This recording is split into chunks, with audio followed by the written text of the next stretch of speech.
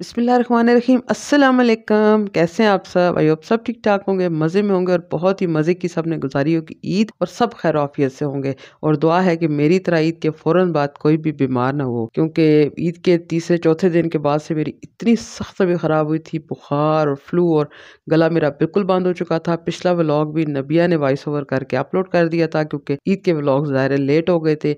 तो अब ये थर्ड डे का कुछ क्लिप्स मेरे पास से वो, और नेक्स्ट जो ईद के बाद की हमारे पास रूटीन स्टार्ट हुई है वो आपके साथ मैं आज शेयर करने लगी हूँ। अभी आपको मेरी आवाज़ से लग रहा होगा कि अभी भी मेरा गला जो है ना पूरी तरह ठीक नहीं है, लेकिन कोशिश किया है कि आज का व्लॉग मैं खुद जो है ना वॉइस ओवर कर लूँ। तो ये जनाब ईद का थर्ड डे है। हम जा रहे थे अपने जेठ के घर, यानी कि हम लोगों के चाचू के घर। वहाँ पे हम लोग जब पहुँचे सबके साथ ईद मिलने के लिए, तो माशाल्लाह माशाल्लाह बहुत ज़्यादा मज़ा आया था। ईद थर्ड डे भी तमाम बहन भाई यहाँ पे इकट्ठे हो चुके थे। खाना भी ऑलरेडी तकरीबन कंप्लीट था, सिर्फ मेरा इंतज़ार हो रहा था कि मैंने जाके वहाँ पे मीठे चावल बनाने थे। जाते ही मैंने बस सबके साथ सलाम दुआ की और मैं पहुँच गई किचन में, क्योंकि मैंने कहा फ़ौरन से पहले कि खाना बाकी दस्तरख़्वान पे लगाने तक मैं अपना काम कंप्लीट कर लूँ। तो यहाँ पे देखें भाभी ने माशाल्लाह चावल भी बॉयल करके रख दिए थे, तमाम चीज़ें कट कुट करके रख दी थी, और साथ यहाँ पे कटलेट्स भी बस रेडी हो रहे थे। भाई ने बिरयानी बनाई थी, उसको दम लगाया हुआ था, और जनाब रोटियाँ लेने के लिए गए हुए थे अली गुल साहब। तो मैंने यहाँ आते ही ये यहाँ पे चाशनी तैयार करनी शुरू कर दी थी मीठे चावलों की। यहाँ पे लाइट कम थी, तो मैंने कहा चले मैं आपको फ्लैश लाइट में दिखा दूँ। मीठे चावल मैं यहाँ पे बना रही हूँ, जर्दा जिसे कहते हैं। तो बस फटाफट मैंने जर्दा बनाया था, तो अच्छा बन गया था, बस दम थोड़ा सा कम लगा था, क्योंकि यहाँ पहुँचते पहुँचते हमें काफ़ी देर हो गई थी और यहाँ पे खाना तकरीबन रेडी था। बस आते ही मैंने चावल बनाए, दम लगाया, तो जब तक खाना सर्व हुआ तब तक मैंने दम भी खोल दिया। तो माशाल्लाह बेहतर हो गया था, खाने काबिल हो गया था। लेकिन जैसा मेरा स्पेशल जर्दा होता है ना, वैसा तकरीबन नहीं हुआ, मतलब 95% जो है ना डन हुआ था। तो मुझे थोड़ा सा अफसोस भी हुआ था, लेकिन ये है कि आप फिर क्या कर सकती थी। असल में वहाँ पे आपको जैसे कि पहले व्लॉग में बताया था कि सारी रात सब जागते रहे थे और सुबह नमाज़ पढ़ के सोए थे, तो फिर उठते-उठते भी सब ने 1 डेढ़ कर दिया था। लेकिन बहरहाल अल्हम्दुलिल्लाह कुछ ना कुछ टाइम इनके साथ मैनेज हो ही गया था, और यहाँ सब खाना खा रहे हैं, एन्जॉय कर रहे हैं। मैंने यहाँ खाना बिल्कुल नहीं खाया था, क्योंकि मैं नाश्ता करके आई थी और बिल्कुल भी मेरा दिल नहीं था।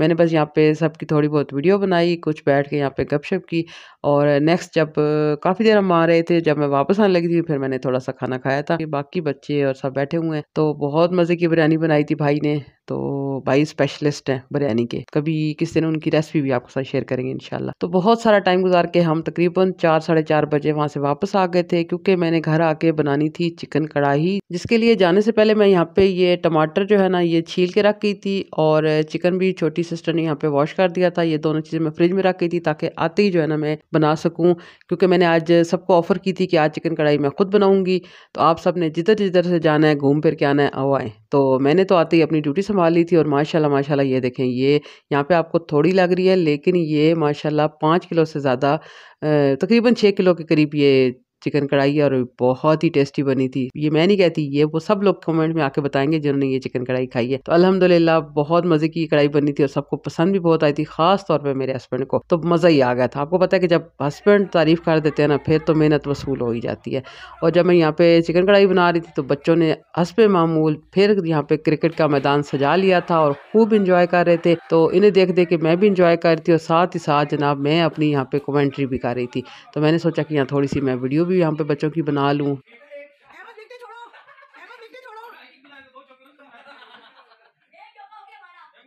साथ ही साथ यहाँ पे कढ़ाई बन रही थी, साथ ही साथ जनाब यहाँ पे क्रिकेट एंजॉय हो रही थी, और उसके साथ ही फिर सब ने खाना खाया और बहुत ही ज़्यादा मज़ा आया। तो मैंने कोई वैसे क्लिप वगैरह तो शूट नहीं किया खाने का। उसके बाद यहाँ पे भाई दे रहे थे ईदी, क्योंकि जैसे कि पिछले व्लॉग में बताया था कि भाई एयरपोर्ट चले गए थे अपने फ्रेंड को सी ऑफ करने के लिए। तो आज जो बच्चे रह गए थे बड़े वाले, उन सबको ईदी दी जा रही थी। इसके अलावा हम बहनों की भी ईदी रहती थी, वो भी हमें ईदी मिली, लेकिन आज बस एक गड़बड़ हो गई। यहाँ पे नबिया वीडियो बना रही थी, और जब मैंने बच्चों को ईदी दी और जब भाई ने हम बहनों को ईदी दी, उस वक्त का कोई क्लिप पता नहीं मिस हो गया या बना ही नहीं। तो मैंने बड़ा ढूंढा पूरे मोबाइल में, लेकिन हमें वो वीडियो मिली ही नहीं। तो आप अब जो है ना कुछ मैं पिक्चर आपके साथ शेयर करूंगी, आपने वो देखनी है और हमें बताना है कमेंट में कि हमें कितनी कितनी ईदी मिली, और आपने ये भी बताना है कि आप सबको कितनी कितनी ईदी मिली। तो ओवरऑल ईदी जितनी भी मिले, भाई बहनों की जो ये खुशी होती है या अम्मी अबू की जो ईदी की खुशी होती है, उसका कोई नेमल बदल नहीं होता।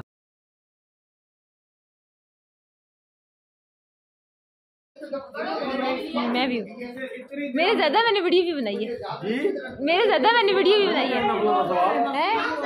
ये आप YouTube पे जाएंगे ना,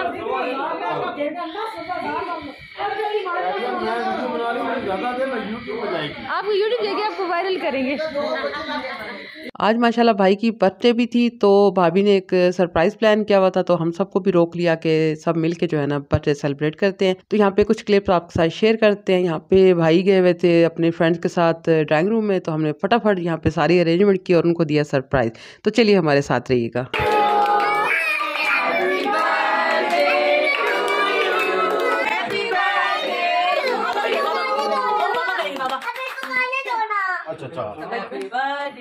इसके बाद माशाल्लाह छोटी सी सेलिब्रेशन की और भतीजियां मेरी माशाल्लाह बड़ी खुश थी बाबा की बर्थडे का केक काट के। और ये छोटी जो है ना, ये तो बिल्कुल भी किसी को हाथ नहीं लगाने दे रही थी। तो ये देखें यहाँ पे इसके बाद गिफ्ट्स पे झगड़ा हो गया, इसके बाद फ्लावर्स डालने पे झगड़ा हो गया और फिर झगड़ा ही झगड़ा होता गया, क्योंकि इस टाइम रात के तकरीबन 12:30 से ज़्यादा का टाइम था और नींद भी इसको आई हुई थी।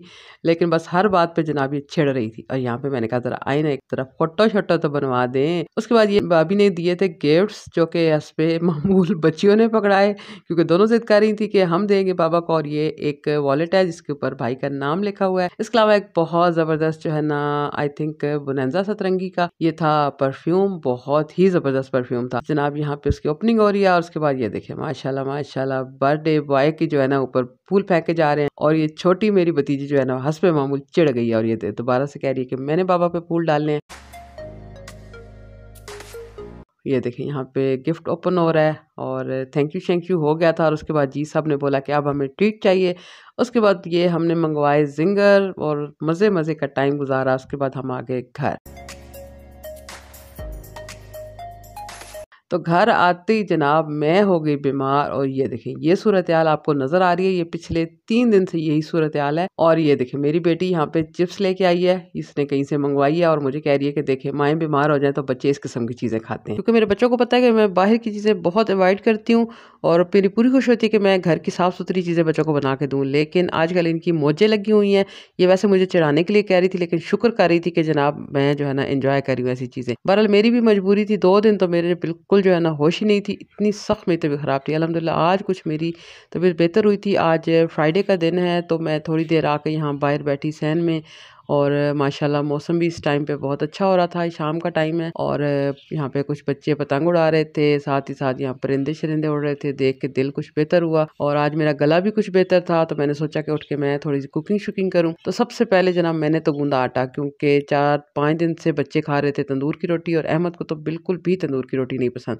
बस मजबूरी में कभी कभी खा लेता है, लेकिन यह है कि उसका बस नहीं चलता कि कभी जो है ना घर की रोटी हर वक्त उसको मिले। तो मैंने फिर सबसे पहले तो आटा गूंदा, फिर मैंने सोचा कि अब मैं कुछ हांडी का करती हूँ। कुछ चीज़ें फ्रिज में पड़ी हुई थी, तो उससे पहले जनाब मैंने कहा कि नमाज का टाइम होने वाला था, तो नमाज पढ़ने की तैयारी करते हैं।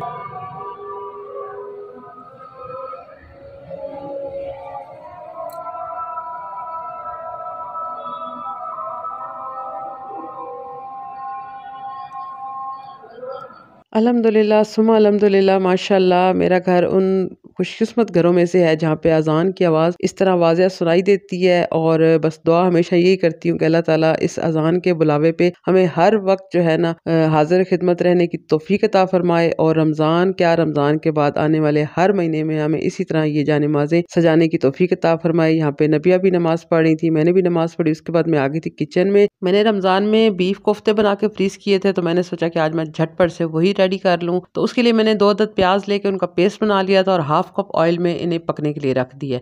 यहाँ पे 2 से 3 दफ़ा मैं इसको हिलाती भी जाऊंगी और मैं प्याज़ों को इतना कुक करूंगी ताकि इनका अच्छा सा ना गोल्डन सा कलर आ जाए। कुछ लोग थोड़े वाइट प्याज भी रखते हैं, लेकिन मुझे लगता है कि इतना कुक करने के बाद अच्छा इनका फ्लेवर आता है ग्रेवी का। तो ये माशाल्लाह बड़ा अच्छा सा गोल्डन सा कलर आ गया। तो इसके अंदर मैंने डाल दिया अदरक लहसुन का पेस्ट, जो कि हमेशा मैं बना के फ्रीज रखती हूँ और इस किस्म की सिचुएशन में मुझे बहुत ज़्यादा हेल्पफुल साबित होता है। जब ये थोड़ा सा कुक हो गया था उसके अंदर धनिया पाउडर, हल्दी, लाल मिर्च का पाउडर, नमक, गरम मसाला पाउडर और जीरा भुना और कुटा हुआ, ये मैंने अपनी रिक्वायरमेंट के हिसाब से, टेस्ट के हिसाब से डाल दिया है। आप जितने कोफ्ते बना रहे हो उसकी ग्रेवी के हिसाब से ऐड कर सकते हैं। साथ ही मैंने यहाँ पे 2 से 3 अदर टमाटर उनका पेस्ट बना लिया था और वो इसके अंदर डाल दिया। अब इसकी अच्छी सी बुनाई करेंगे इतनी देर के इसका जो है ना ऑयल वो सेपरेट हो जाए। इसको मैं ढक के पकाऊंगी थोड़ी देर, क्योंकि जब इस किस्म की ग्रेवी रेडी हो रही होती है ना तो ये बहुत ज़्यादा उछलती है और बाहर चूल्हा वगैरह सारा काउंटर जो है ना वो गंदा हो जाता है। तो जब इसका टमाटर वाला पेस्ट भी अच्छा सा जो है ना हमारा भुन गया, तो मैंने इसके अंदर डाल दिया 1 कप दही। दही का फ्लेवर कोशिश करें कि अच्छा मीठा हो, वरना खट्टा दही जो है ना सारे टेस्ट को ख़राब कर देगा। माशाल्लाह यहाँ पे थोड़ी देर इसकी मैं भुनाई करूँगी जब तक के ऑयल बिल्कुल सारा सेपरेट नहीं हो जाता। हमारी ग्रेवी अच्छी सी रेडी हो गई है, मसाला भुन चुका है और इसके अंदर अब मैं स्टेज पे डाल दूँगी पानी। पानी मैं इतना डालूँगी क्योंकि कोफ्ते जो है ना वो मैंने रॉ जो है ना वो फ्रीज़ किए थे, यानी कि उन्हें फ्राई भी नहीं किया था और बॉयल भी नहीं किए थे।